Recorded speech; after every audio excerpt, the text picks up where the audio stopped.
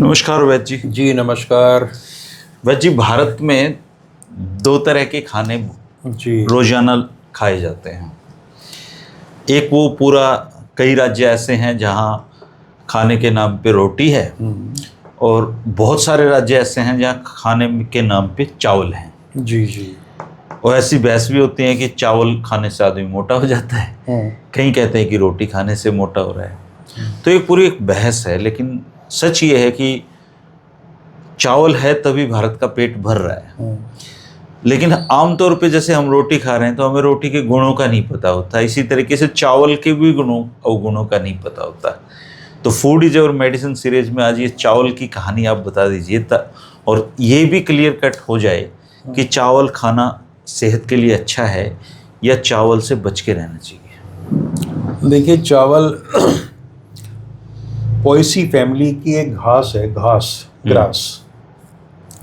और अब से करीब करीब 9000 वर्ष पहले ये विवाद है कि पहले चीन में आई या भारत में आई।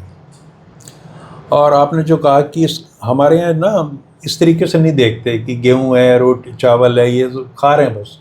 हमने कभी भारत में खाने का विश्लेषण नहीं हुआ। अब खाने के बारे में हम बात करने लगे कि भाई 3 चीज़ें हैं जो शरीर को एनर्जी देती हैं।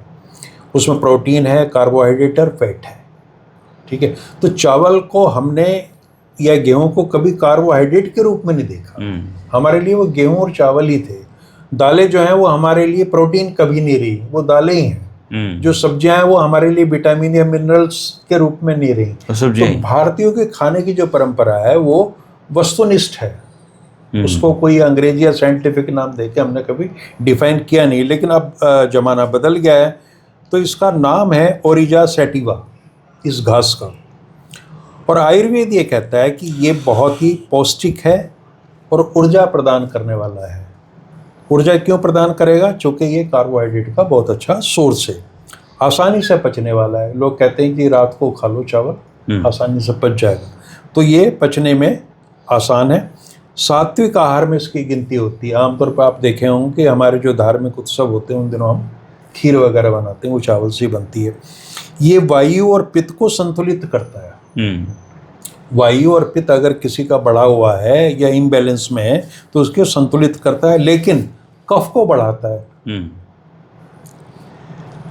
तो उसका खाने का सिस्टम आयुर्वेद ये कहता है कि कभी भी नया चावल मत खाओ, पुराना खाओ। जो 1 से 2 साल पुराना चावल है वो अच्छा होता है।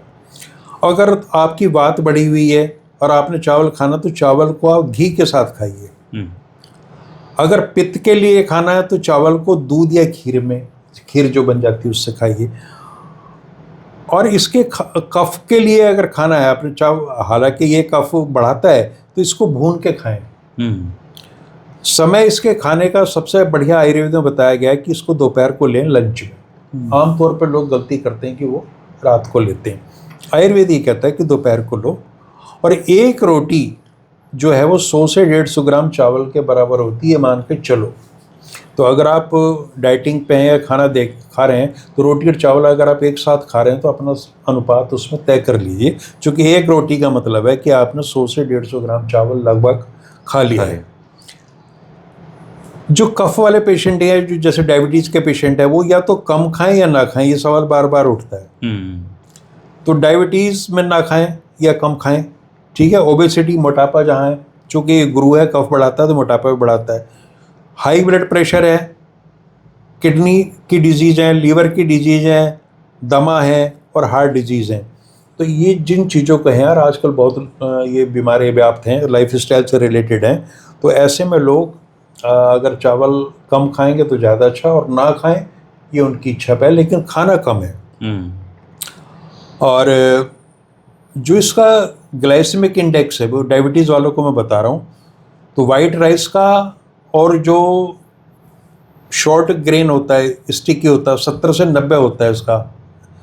जीआई का मतलब है कि कितनी जल्दी जाकर खून में मिलकर आपकी शुगर को बढ़ाएगा।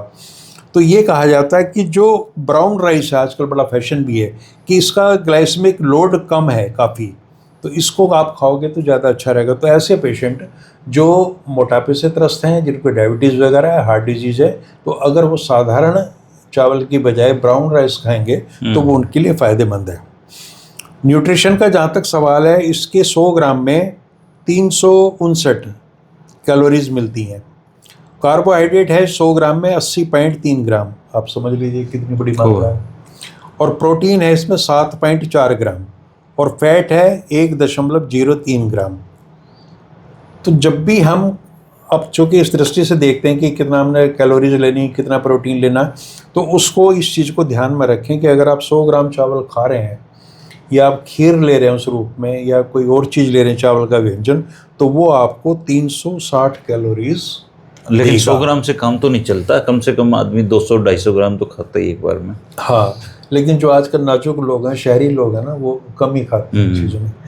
तो ये चावल में एक तो फाइबर भी काफ़ी ज़्यादा होता है ब्राउन राइस में, इसलिए फ़ायदेमंद है ये।